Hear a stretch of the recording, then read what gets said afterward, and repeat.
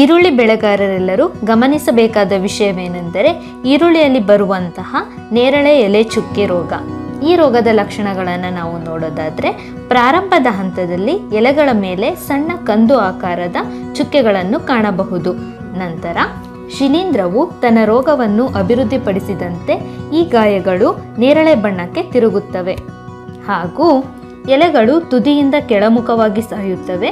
ಸೋಂಕಿನ ಹಂತದಲ್ಲಿ ಮುರಿದು ಕೆಳಗೆ ನೇತಾಡುತ್ತವೆ ಹಾಗೂ ಈ ರೋಗ ಲಕ್ಷಣವು ಬಲ್ಬ್ಗಳ ಮೇಲೂ ಕಾಣಿಸುತ್ತದೆ.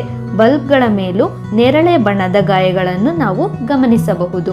ತದನಂತರ ಅರೆ ನೀರಿನ ಕೊಳೆತವಾಗಿ ಬಲ್ಬ್ಗಳು ಕೂಡ ಕೊಳೆತು ಸಾಯುತ್ತವೆ.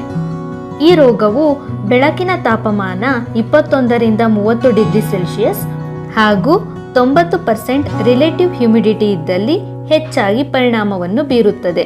ನಿಮ್ಮ ಬೆಳೆಗಳನ್ನು ಇಂಥ ರೋಗದಿಂದ